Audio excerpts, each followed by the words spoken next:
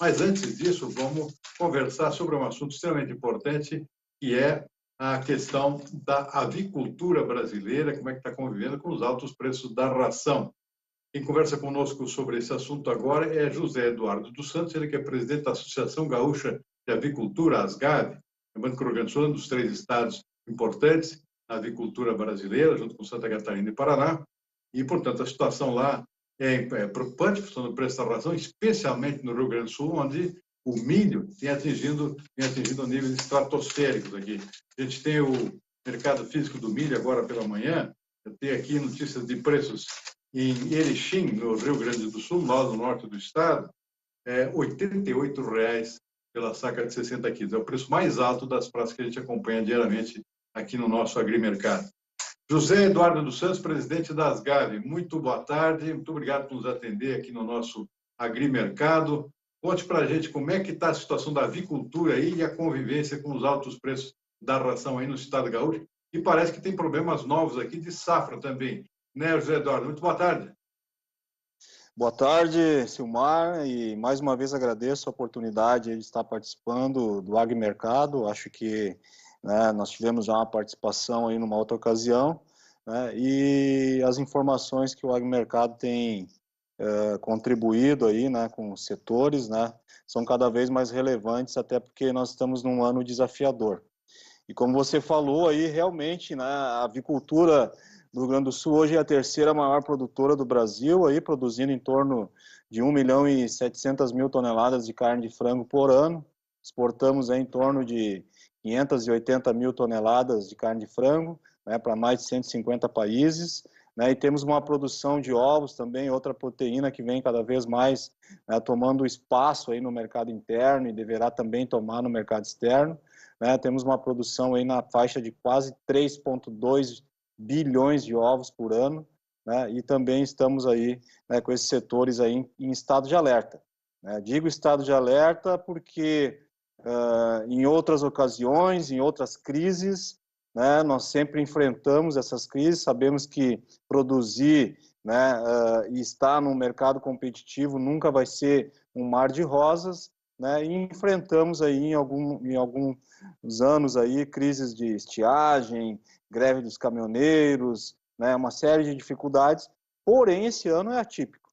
Esse ano é atípico em detrimento à pandemia, os movimentos que se discorreram em relação à pandemia que acabaram utilizando a situação mercadológica para gerar um distúrbio, né, nas cotações aí de milho e soja. Então isso nos preocupa porque foge, né, desse comportamento que nós tivemos em crises anteriores para o que está acontecendo agora, né, com preços que vão muito além da capacidade da avicultura, do produtor de frango, do produtor de ovos. Né? A partir do momento que nós enfrentamos esses patamares de milho, né, do preço do milho, do farelo de soja, né, nós temos que contar, sim, com as políticas governamentais no sentido de buscar alguns mecanismos para propiciar o acesso ao grão, seja o que tem aqui no mercado interno, né? Segundo a nossa ministra da Agricultura, nós temos mais de 9 milhões de toneladas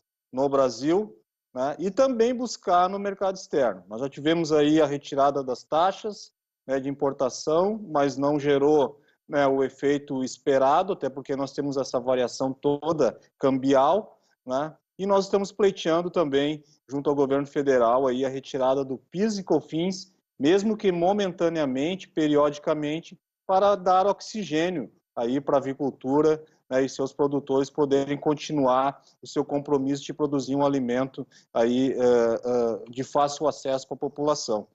E enfrentamos no mesmo ano, agora, além da pandemia, né, mais uma estiagem. Mais uma estiagem que vem afetar a nossa safra de milho, que agora tá em fase de plantação e deve ser colhida agora em janeiro, fevereiro. Né? Isso prejudica porque nós já temos um déficit na produção, né, de aproximadamente 2 milhões, 1,5 milhão, 2 milhões de toneladas ano em tempos normais.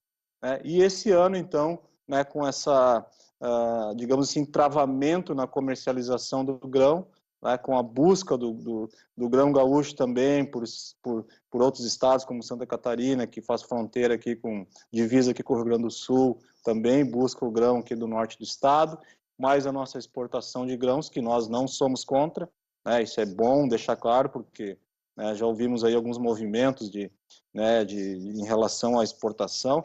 Não, nós só precisamos ter, sim, né, algum amparo legal que não se desabasteça e não gere esse custo elevadíssimo aí para o setor, que aí sim desestabiliza aí a produção.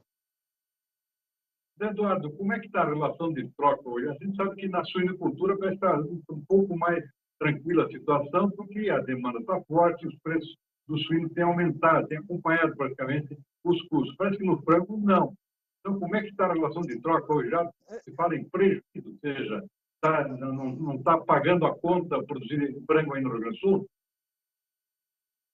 Podemos dizer que a situação ela está no limite em alguns casos, quando não são aqueles produtores mais estruturados, que têm condição de redirecionar, né, o seu produto para o mercado externo ou tudo mais, sim estão enfrentando, né, dificuldades, e essa relação ela vem prejudicada, né, custo elevado, né, os nossos analistas aí do setor apontam aí um aumento do custo de produção de quase 30%, né, no custo de produção. Né, nós não estamos conseguindo repassar, e o setor nunca fez isso, de repassar esse percentual na íntegra, né, para o preço final, né, mas nós estamos aí de forma gradativa, né, tentando aí equilibrar esse custo. Mas eu volto a te dizer, alguns produtores, algumas indústrias, sim, estão trabalhando no vermelho, né, e aguardando aí que se tenha um redirecionamento ou até mesmo, né, a diminuição das taxas aí de PIS/COFINS para a gente poder aliviar o custo. Como eu disse, o setor ele sempre trabalhou com margens, né, apertadas, né? A avicultura nunca foi um setor, né, que se colocou 20, 30, 40% a mais, né, em margens de ganho, tanto na produção quanto na indústria. Né? Nós sempre viemos de aumentos gradativos dentro de uma realidade para continuar atendendo a demanda da nossa população.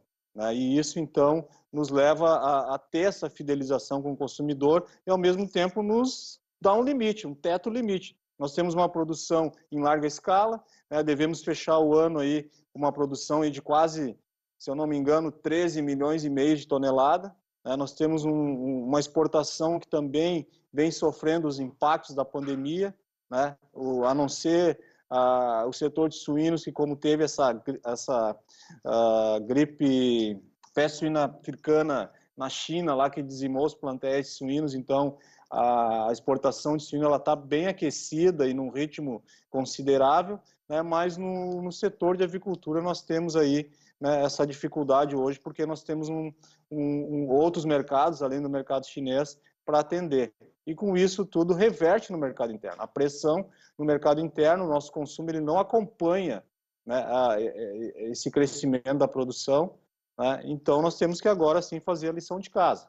Né? Já está definido pelo setor que nós temos que aí buscar um ponto de equilíbrio, né, na produção, né, adequar essa situação. Né? Há algumas indústrias que já declararam que vão reduzir a produção, né, para a gente poder fazer esse equilíbrio aí que você falou, na conversão, na parte aí do que se refere, né, o custo e a venda final do produto. E para finalizar, José Eduardo, como é que está o consumo interno? A gente sabe que carne bovina é bem mais cara também, né? Carne suína não é diferente. Normalmente o pessoal passa para o frango em termos de consumo. Está aumentando o consumo de carne de frango? Nós tivemos um período, Silmar, que, detendo a pandemia, né, nós tivemos que redirecionar a nossa plataforma comercial, né, com o fechamento dos nichos de mercado estratégicos para o setor, né, como restaurantes, praças de alimentação, cozinhas industriais, a rede hoteleira, os eventos, uma série de estabelecimentos e setores que demandavam, quando houve o auge da pandemia, com os decretos de calamidade pública, ficaram fechados por muito tempo. Então, nós tivemos que retornar nosso produto, ou seja, manter ele, né, em estoque, ficamos um bom tempo. Depois a situação começou a normalizar e as pessoas viram na avicultura, tanto na carne quanto nos ovos, né, uma forma de se autoabastecer, né, se abasteceram, né, para poder preparar o seu alimento e ter a garantia do abastecimento aí, para suas famílias e para as pessoas em geral. Com isso, houve de novo uma retomada no consumo, né? O auxílio emergencial ele impulsionou também o consumo. Então, o consumo ele está, digamos assim, em patamares aceitáveis para o setor, né? E nós temos que buscar, assim, outras maneiras de elevar esse consumo. Nós temos um período agora que aquece bastante o consumo das aves natalinas, né? Por ser uma época aí onde se demanda muito por questões tradicionais, culturais e tudo mais, né? Nós temos aí um período que vai nos ajudar, né, a dar uma aquecida aí no mercado. Muito bem, está aí José Eduardo dos Santos, ele é presidente da ASGAV, Associação Gaúcha de Avicultura, contando para a gente aqui as dificuldades que são, especialmente da alta do custo dos insumos, né, da ração animal, que são dos altos preços do milho e do farelo de soja. José Eduardo, muito obrigado pela participação aqui no nosso Agrimercado, torcer aqui para que pelo menos a chuva chegue logo ao Rio Grande do Sul para amenizar essas perdas na safra de milho e dar uma suavizada também no preço que está lá nas alturas. Muito obrigado, uma boa tarde e até uma próxima oportunidade. Obrigado e ficamos à disposição aí sempre que for possível para estar colaborando aí com o Agrimercado. Grande abraço.